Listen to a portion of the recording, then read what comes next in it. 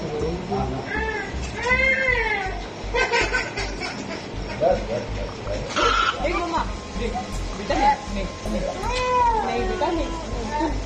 Video इस वक्त social media पे बहुत ज्यादा वायरल हो रहा है और हमें उम्मीद है कि शायद आपने भी अब तक देखी ली होगी।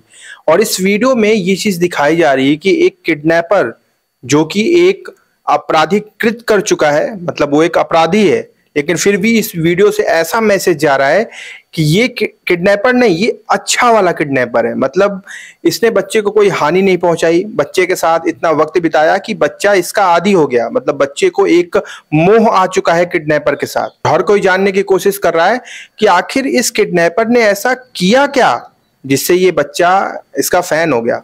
आइए इस कहानी के माध्यम से आज समझने की कोशिश करते हैं। मैं सारी चीज आपको बताऊंगा। नमस्कार, सत श्री अकाल, आदाब। मैं हूं आपका दोस्त एंड होस्ट राहुल और आप देख रहे हैं 9 PM विद GRD। चलिए इस कहानी की मैं शुरुआत करता हूं। दरअसल ये कहानी शुरू होती है राजस्थान के जयपुर से। वहां पर एक पूनम नाम की औरत होती है जिसका एक 11 महीने का बच्चा होता है जिसको वो प्यार से कुक्कू बोलती है और नाम होता है पृथ्वी। उसके साथ वो अक्सर खेला करती थी और पृथ्वी की चूंचा यानी कि रोना, हंसना, बोलना, खिलखिलाना, ये सारी चीजें पूनम के लिए पर्याप्त थी ये जानने के लिए कि उसका बेटा ठीक ठाक है। अब एक तारीख होती है 14 जून 2023।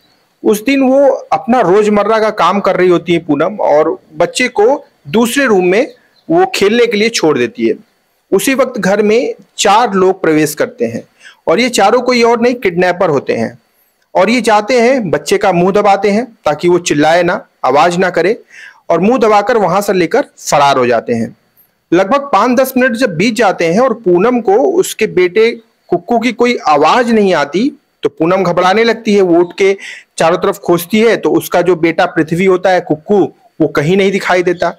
अब वो परेशान हैरान हो जाती है, चारों तरफ घूमने फिरने लगती है, बेटे को अपने पुकारने लगती है, लेकिन उसका बेटा कहीं नहीं मिलता। फिर वो अपने आसपास पड़ोस में जाती है, उनसे पता करवाती है कि क्या किसी ने कुक्कू को देखा, लेकिन सब साफ मना कर देते हैं, बोलते हैं नहीं, हमें तो नहीं पता। अब पूनम समझ चुकी थी कि उसके पास अब आखिरी रास्ता है कि वो पुलिस प्रशासन के पास जाए और उनसे जो है ये चीज बताए, किडनैपिंग हुई है या नहीं हुई है, किसी ने अगवा किया है या फिर बच्चा खो गया है, ये सारी चीजों का हल अब वहीं मिलेगा। पूनम वहां पहुंचती है और जाने के बाद प्रशासन को सारी बातें बताती है। इसके बाद वहां पर मुकदमा दर्ज किया जाता है। इसके बाद सीसीटीवी फुटेज खंगालती है पुलिस, तो पता चलता है कि 4 लोग इसमें शामिल थे और वो चारों लोग आए थे और वही बच्चे को किडनैप करके लेके गए हैं। अब पुलिस का काम ये था कि इन चारों को किसी भी हाल में खोजना। अब पुलिस पूरी मुद्दतों के साथ लग जाती है उनको खोजने में, लेकिन पुलिस के हाथ निराशा हाथ लगती है, वो कहीं से भी खोज नहीं पाती है। अब होता कुछ यूं है कि धीरे धीरे करके ये मामला ठंडा पड़ने लगता है। इधर पूनम अपने बच्चे के बिना बेहाल होती है। उसे तो हर कीमत पे अपना बच्चा चाहिए था, उसे ये जानना था कि वो सुरक्षित तो है। अगर किडनैपर किडनैप करके ले गया है तो उसकी कुछ फिरौती होगी, वो फोन करे, ये बोले कि हाँ हमें इतना पैसे चाहिए तो मैं तुम्हारे बच्चे को छोड़ दूंगा, वगैरह वगैरह। लेकिन ऐसा कुछ हुआ नहीं क्योंकि किडनैपर बच्चे को लेकर गया, इसके बाद कहीं से कुछ भी पता नहीं चला। अब मामला धीरे धीरे ठंडा हो रहा था। पुलिस वाले कोशिश जरूर कर रहे थे लेकिन हर बार निराशा ही हाथ लग रही थी। अब धीरे धीरे वक्त बीत गया और इस बात को बीते लगभग 14 महीने हो चुके थे। यानी कि ये मामला पूरी तरह से ठंडा पड़ चुका था। पुलिस को अगर कहीं से हल्की फुल्की पता चलती थी तो पुलिस इधर उधर जाके दबिश देती थी, लेकिन कहीं से कुछ पता नहीं चल पाता था। खैर, आपको एक बात बता दूं कि पुलिस किसी एक शख्स की तलाश में थी। अभी वो शख्स कौन सा था आगे मैं आपको बताऊंगा, कहानी में ट्विस्ट है आगे। अब 14 महीने 13 दिन बाद एक पुलिस को मुखबिरी जो है मिलती है, एक सूचना मिलती है कि मथुरा के सुरेर थाना के अंतर्गत एक गांव पड़ता है ख्यारा। ख्यारा के जंगलों में एक कुटिया बनाकर इंसान रह रहा है, दाढ़ी वाड़ी बढ़ाकर। पुलिस वहां पहुंचती है, कुटिया का चारों तरफ से घेराव करती है और घेराव करने के बाद, दबिश देने के बाद जब गिरफ्तारी होती है तो पुलिस को बच्चा और वो किडनैपर दोनों मिल जाते हैं।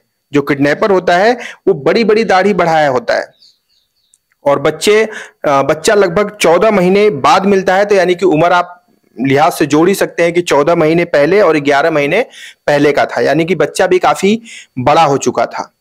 अब पुलिस वाले बच्चे को और किडनैपर को वहां से सीधे थाने लेकर आते हैं और इधर जो बच्चा होता है उसके घर वालों को सूचना दी जाती है कि आपका बच्चा मिल चुका है, आप लोग यहां पर आ जाइए।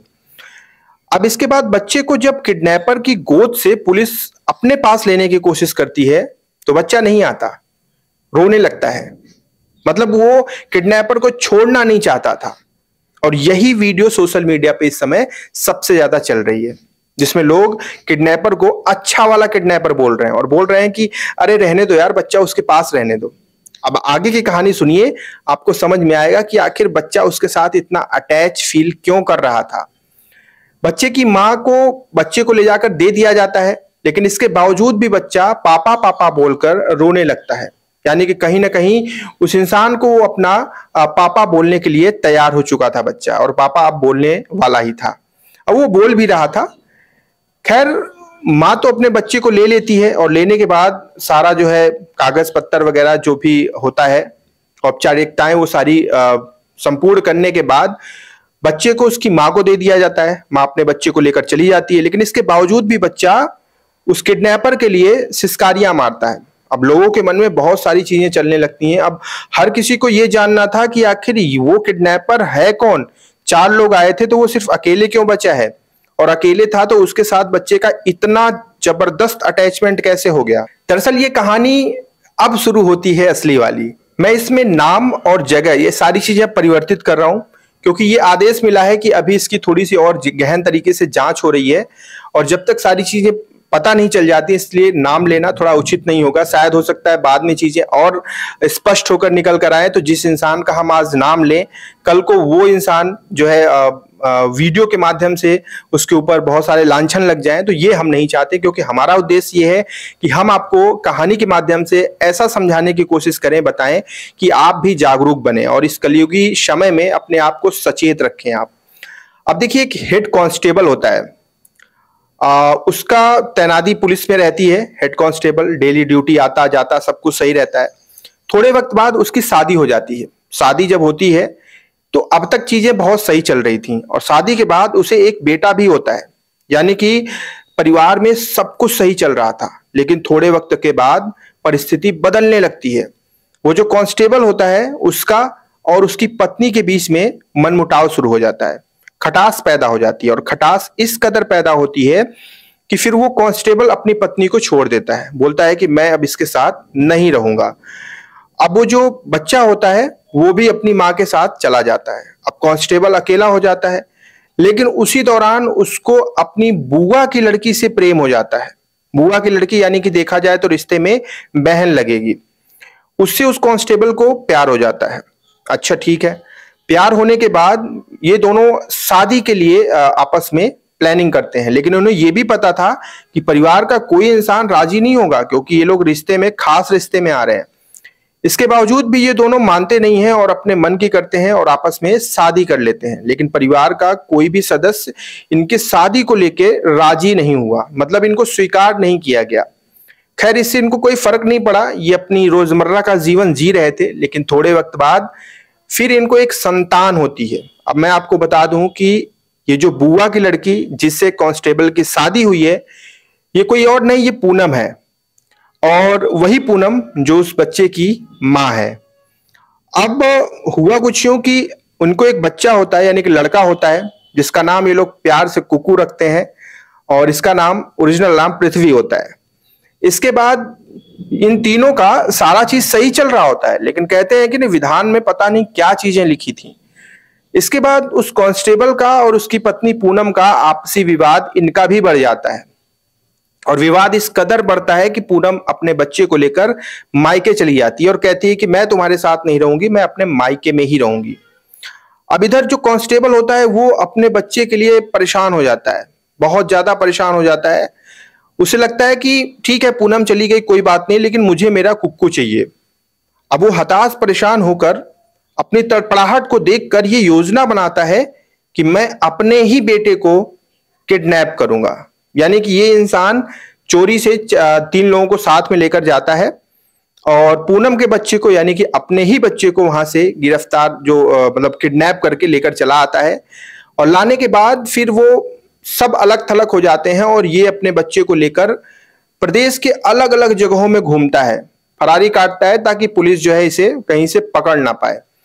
अब जब पूनम रिपोर्ट दर्ज करवाती है तो उस वक्त जो चीजें जब पता करती है पुलिस, तो ये कांस्टेबल का नाम आता है। जब कांस्टेबल का नाम आता है तो पुलिस जाके जब जो है पता करती है कि कांस्टेबल है कहाँ, तो लोग सूचना देते हैं कि भाई ये तो पिछले कई दिनों से ड्यूटी पे ही नहीं आ रहा है और इसे तो सस्पेंड कर दिया गया है ड्यूटी पर ना आने की वजह से। तब पुलिस समझ जाती है कि हमें हमारा प्राइम टारगेट पहले ये कांस्टेबल है, इसको ही खोजना पड़ेगा। लेकिन पुलिस को हर जगह निराशा हाथ लग रही थी क्योंकि पुलिस कहीं से खोज नहीं पा रही थी। अब इधर क्या है कि जो कांस्टेबल है उसने अपनी दाढ़ी वगैरह बढ़ा रखी थी, मतलब अपने बेटे के प्रेम में इतना चूर था कि उसने अपनी जॉब छोड़ दी, अपनी दाढ़ी बढ़ा ली और प्रदेश के अलग अलग जगहों पर जाकर रह रहा था। उसी दौरान वो मथुरा वृंदावन पहुंचता है और वहां पर जो है मंदिर के पास जो है पहुंचता है, वहां पर दाढ़ी बढ़ा के बैठा होता है। वहीं पर उसका एक दोस्त पहुंचता है और वो उसको देखकर पहचान जाता है, बोलता है यार तुम्हारी शक्ल ना मेरे दोस्त से मिलती है। तो कांस्टेबल कहता है कि सही पहचाना तुमने, मैं वही हूं। इसके बाद दोनों जो है जाते हैं वहां से गोंडा। वो जो दोस्त होता है वो कांस्टेबल को अपने घर लेकर आता है। कुछ दिन तक ये दोनों वहीं रहते हैं, लेकिन इन्हें ये नहीं पता था कि पुलिस ने लगभग कांस्टेबल से जुड़े हुए जितने भी लोग हैं सबके नंबर को सर्विलांस पे लगा रखा है। पुलिस को ये सूचना मिलने लगती है कि कहीं ना कहीं जो है ये इधर या उधर भटक रहा है और इसी माध्यम से पुलिस गोंडा में जाकर दबिश देती है। लेकिन वहां से ये इंसान ये कांस्टेबल फरार हो चुका था। फिर पूछताछ की जाती है और पता चलता है कहीं ना कहीं से सुराग निकलते निकलते पुलिस निकाल ही लेती है कि ये इंसान मथुरा के सुरेर थाना के अंतर्गत ख्यारा गांव वाले जंगलों में एक कुटिया बनाकर रह रहा है और वहीं पे ये भी है और वो बच्चा भी है। फिर पुलिस वहां पे दबिश देती है और इन्हें वहां से बाहर निकालती है। तो ये थी कहानी। मतलब अगर अभी भी इसकी गहन जांच हो रही है और जितनी भी ये खबरें आई हैं, ये सारी खबरें जो अलग अलग न्यूज़पेपर्स हैं, अखबार हैं, न्यूज चैनल्स हैं, वहां से हमने कलेक्ट किए हैं, जिसके आधार पे मैंने ये चीजें आपको बताई हैं। इसीलिए मैंने नाम उजागर नहीं किया है उस किडनैपर का और बहुत कुछ नाम मैंने इसमें चेंज किए हैं, कुछ जगह के नाम भी चेंज किए हैं, ताकि अभी इसमें और भी चीजें खुल के बाहर आनी बाकी हैं। और जैसे ही वो सारी चीजें बाहर आएंगी फिर हम आपके सामने आएंगे और आपको पूरी चीज विस्तार से बताएंगे। अभी तक जो पता चला है वो यही है। तो जो वायरल वीडियो चल रही है, अब उसके लिए आप क्या सोचते हैं, क्या मैसेज आपके पास जा रहा है, ये आप कमेंट में बताइएगा। हम कल फिर से मिलेंगे, अपना ध्यान रखिएगा। जय हिंद।